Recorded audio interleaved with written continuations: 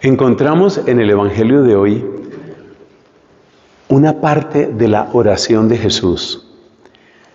Por favor, yo quiero que caigamos en cuenta de lo preciosas que son las palabras del Señor en la última cena. Yo quiero que caigamos en cuenta de que Él, Cristo, estaba abriéndonos su corazón. Por favor, tomemos eso en serio. Estas son las confidencias de un amigo. Un amigo que no solamente les cuenta a los apóstoles lo que hay en Él, sino que también les permite entrar, como si fuera a un santuario, entrar a la oración de Él. Porque después de los capítulos 14, 15 y 16, que son toda esta enseñanza de Cristo a los apóstoles, en el capítulo 17 viene la oración. Es Cristo hablándole al Padre. Y yo solo puedo hacer esta comparación. Es como estar adentro de Dios.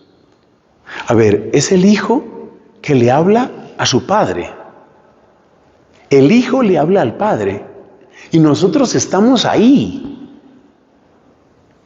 ¿Y qué es lo que le pide? La petición fundamental de Juan capítulo 17 es la unidad. Pero en el Evangelio de hoy aparece una frase absolutamente clave. Conságralos en la verdad. Y esto nos obliga, amigos queridos, esto nos obliga a preguntarnos por la relación entre la unidad y la verdad.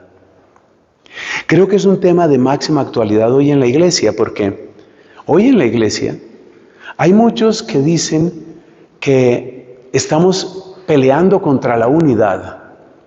Por ejemplo, cuando no estamos de acuerdo con algunas cosas que se están difundiendo mucho en la iglesia. Ustedes están creando división. Un momento, por favor. La división la estamos creando los que recordamos la enseñanza de la iglesia, o la división la están creando los que pretenden arbitrariamente cambiar lo que ha sido la enseñanza de la iglesia. Y ahí es donde viene la importancia de conectar unidad y verdad. Porque en el fondo lo que viene a decirnos el Evangelio de hoy es que no puede haber auténtica unidad si no es en la verdad. Es en la verdad donde está la unidad. Efectivamente, buscar la unidad cuando no hay verdad es pretender imponer simplemente una voluntad, y de hecho una voluntad caprichosa. En este momento, en el lugar donde me encuentro, el monasterio de Santa Inés, en este momento pues estamos de día. Es una tarde un poco nublada, pero estamos de día. Si yo estoy aquí con un grupo de amigos y les digo, qué noche tan preciosa, y alguien me dice, oye, padre, pero es que estamos de día. Tú cállate, no causes divisiones. Dije que estamos de noche. No causes divisiones.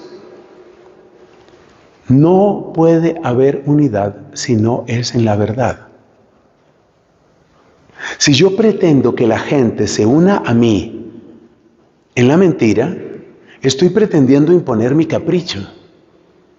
Y por eso es una tarea de todos en la iglesia, la búsqueda de la verdad, teniendo clara una cosa, que así como causa división pretender imponer un capricho, también causa división pretender que ya tenemos completa claridad sobre todos los temas. Hay temas que son definidos y que ya están claros en la iglesia. Por ejemplo, lo que tiene que ver con la divina Eucaristía, la presencia real de Cristo en la Eucaristía. Eso no está abierto a debate. La ordenación de mujeres, eso no está abierto a debate. Son cosas que ya están claras. Pero hay muchos temas que no están claros. Hay muchos temas que están abiertos. Y cuando yo pretendo que un tema que todavía está en discusión se adopte de acuerdo con mi mente, pues en el fondo estoy imponiendo mi capricho. Por eso la unidad tiene que ser en la verdad. Y Cristo ruega al Padre Celestial y le dice, conságralos en la verdad, en la verdad. Esa es la unidad que nosotros podemos buscar. Y por eso necesitamos que todos, nuestros queridos obispos, nuestros señores obispos, nuestros sacerdotes y teólogos, nuestros seminaristas y diáconos, nuestras religiosas y religiosos, y todo el pueblo fiel, todos, busquemos con ardor, con generosidad, podríamos decir con desinterés personal, busquemos qué es lo verdadero, no lo que a mí me conviene, no lo que el mundo impone, no lo que está de moda, sino qué es lo verdadero. Ahí es donde vamos a encontrar la verdadera unidad y donde vamos a encontrar la paz.